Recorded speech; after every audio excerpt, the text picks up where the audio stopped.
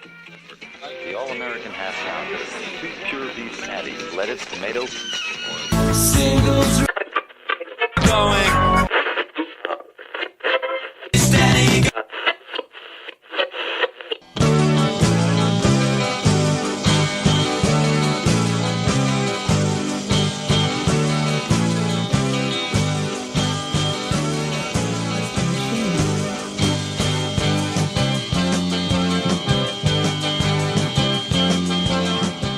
This is Singles Going Steady, the podcast dedicated to exploring great singles with a particular eye to the punk, new wave, and DIY eras of the last century.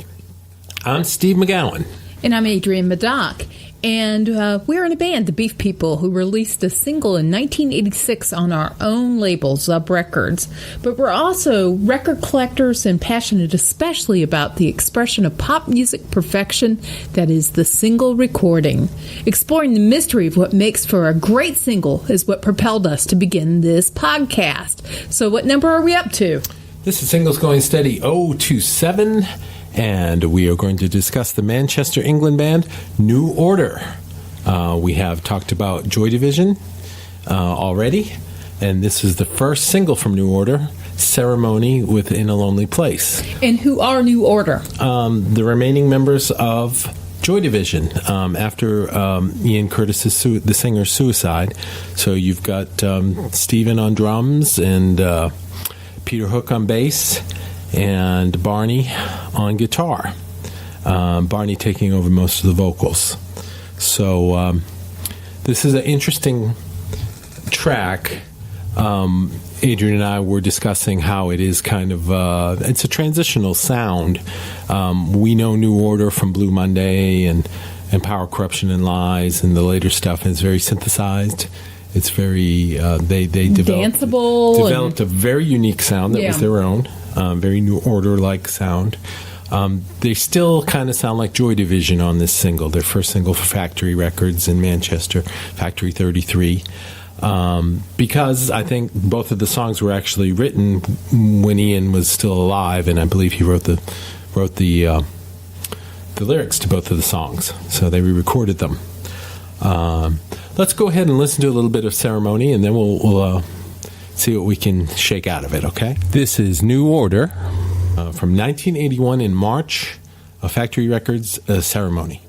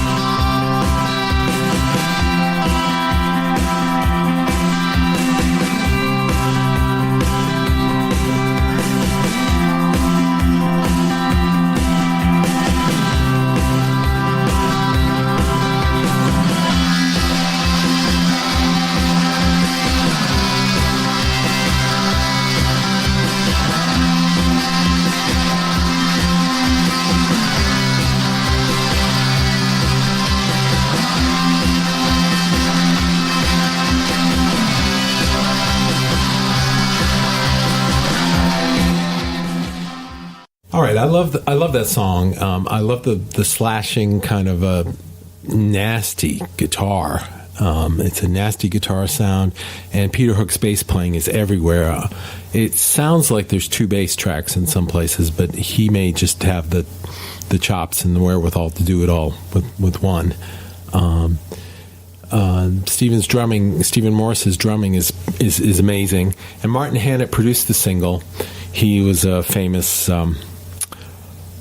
exacting producer. I do know that he made Stephen Morris record a lot of the drums separately. He wasn't into the room sound, so he'd have to do the kick, and then he'd do the hi-hat, and he'd do the so you're snare. Not saying the drums in a different room. You're saying each drum component. Each drum, yes. Each component separately. Kind of insane, which it means that I think Stephen Morris was a pretty good drummer. So he would have the producer would have complete control over every sound. There wouldn't be any of that annoying room sound in the drums. So whatever. A control freak. Yes, exactly. So it's a killer song. You can hear Joy Division do it on the last compilation still. There's a live version of it with Ian singing, and there's a version of it on the Heart and Soul compilation to the box set. But this is really going places for New Order. I really the song really gets me. I really like the way it moves along. I like the guitar riff. I like the bass. I like the way it kind of ebbs and flows and comes back. And it's a definite bridge between you know the former and the what's to come. Right. Exactly. And it's got a great sleeve. Yes. Again, Peter Saville designed. And it's got multiple sleeves, but the one I'm talking about is... We have an original copy which has like the gold foil sleeve, and it's embossed lettering, so it's a little hard to see what it is unless you have a bright light on it. And then there was a later sleeve or another concurrent sleeve with white and black lettering and green on it, which is a lot easier to read. And this is an interesting story about this single. It was recorded in March 81, and in September, Gillian joined the band, became the 4th member of New Order, and they re-recorded Ceremony and put it out with the new sleeve. And then they ran out of the new sleeves, and they put some of the new song, the new recording, in the old sleeves. So obviously this is a song that they had deep feeling for to keep revisiting and re-recording. The second version recorded was not as Joy Division sounding as this one. You wouldn't expect it to be, though. Right. They'd taken some of the edges off, and it's not as long as this version either. And not as mournful, because not as close to the mourning. Exactly. I was reading an interesting interview with Peter Saville about his design, because he was one of the co-founders of Factory. And he said he came out of the Manchester Art School, and that he wanted to design objects that he wanted to have in his life. And I think that very much echoes how we feel about having the records that he's designed. That they're things that you want to have in your life, yes. They're objects that are meaningful and have great beauty. Yes, and a beautiful art to listen to as well, obviously. This is even before the first New Order album, which is called Movement, and when they finally came to the U.S. to play, we did go see them at the 688, and it was kind of a star-crossed gig. By that point, they had a number of synthesizers and sequencers, and they were... we were actually having to wait in line outside the club, the 688, which never happens, as they were sound checking, and they went over like an hour and a half from the doors time, opening doors, and so everybody was in a pretty bad mood when they got in there, and it was pretty packed, and there was a lot of hostility in the audience, I remember, but they played fairly well. You know, you could tell they were still getting their feet wet as New Order. Hooky was up front, you know, just wailing on the bass, but the rest of them were a little bit more reserved. Yes, scared, I think, actually. And, you know, they're from angry Americans. Yes, angry Southerners, even worse. So I did. We did get to see New Order, which was and it wasn't in like a soccer stadium or anything. It was in a fairly small club. That was a good highlight in the early '80s. The B side of the single is called "In a Lonely Place." It's not up to the same quality as the A, but it's an interesting little song. Again, Joy Division roots. We'll play just a little bit of it, and we'll talk about it on the when we come back. This is New Order, "In a Lonely Place," the B side of Ceremony.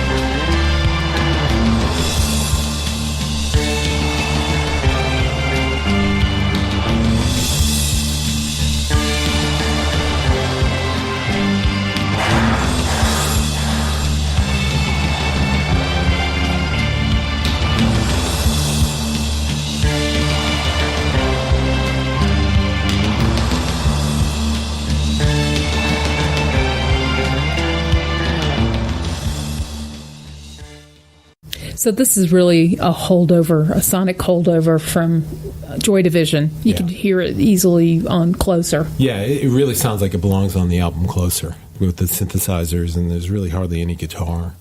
And it's got that kind of closer gloominess to it. Again, what we were talking about, transitional, a great A-side, a band in flux, It hadn't been that long since Ian had passed, and they were doing songs that he had helped write, and that casts the pall. Yeah, they're working their way through it. You can practically hear it, and it's still a marvelous single, Ceremony. And we will be talking more and more about New Order because they have released a number of great singles, and we'll get to them on the podcast. But this is really kind of 7 inches of communal mourning. Yes, I agree.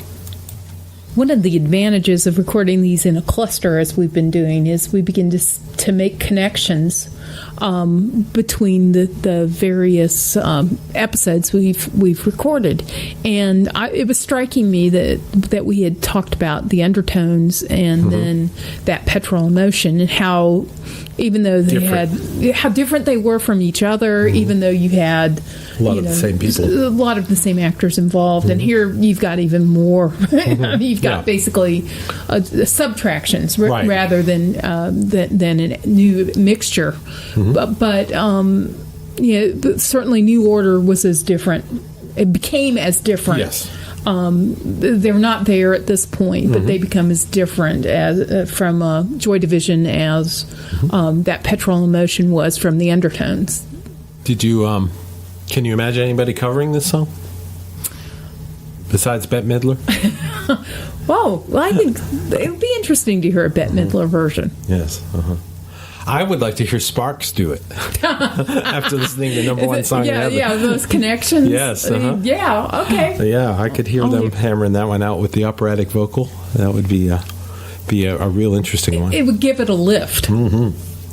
My recommendation this week, I may have mentioned this before, but Peter Hook of New Order and Joy Division, the bass player, he has written 3 books, I believe. There's one about being in Joy Division, there's one about being in New Order, and there's one about owning the Hacienda Club in Manchester. And the book that I have read that he wrote is the one about being in New Order. I believe it's called Substance. And it's like almost 900 pages long. It's a fascinating read. You would think an English band like New Order would just be, boring, or this is like, these guys are like Motley Crue on the road. Him and his not people. Give any hints of that. No, you would not be. They were like Vikings, and when they came into your town, they would hoover up all the drugs and gather all the women, and then it was like lock all the doors. The New Order's here, and there's a long-going feud between him and Barney, which never gets. Obviously he got kicked out of New Order, so there's a reason for that. Peter Hook does have a band as well called Peter Hook and the Light, which I was lucky enough to see about a year and a half ago. The show I saw, they came out, they did a bunch of Joy Division stuff, early Joy Division stuff, and then they did all the hits from New Order, and his son plays bass as well as he does. And the band was fantastic. And Hook did all the singing. He was great. Do you have a recommendation? I do have a recommendation that's related to Peter Hook. Okay. His former wife, who's now sadly passed away, Caroline Hook, was on a great British sitcom called The Royal Family, which is just one of the funniest things I've ever seen. It's basically a family watching TV, but it's brilliant. Insightful character portraits of life in England. So I recommend The Royal Family if you can find that. Yes. You are a big fan of the British TV. Especially The Royal Family. Yes, okay. So that's going to wrap up Singles Going Steady, number 027. We talked about New Order and their first single, Ceremony, in 1981. And it's been great talking with you, and we will see you next time. Later. To learn more about the artists and recordings we just talked about, visit our website at zubrecords.com and click on the Singles Going Steady icon. You'll also find links to the persons, places, and things we recommend, and much more. You can find episodes of Singles Going Steady on our website or wherever you get your favorite podcasts. Singles Going Steady is brought to you by the power and majesty of Zub Records. Zub Records. Smart sounds for sharp people.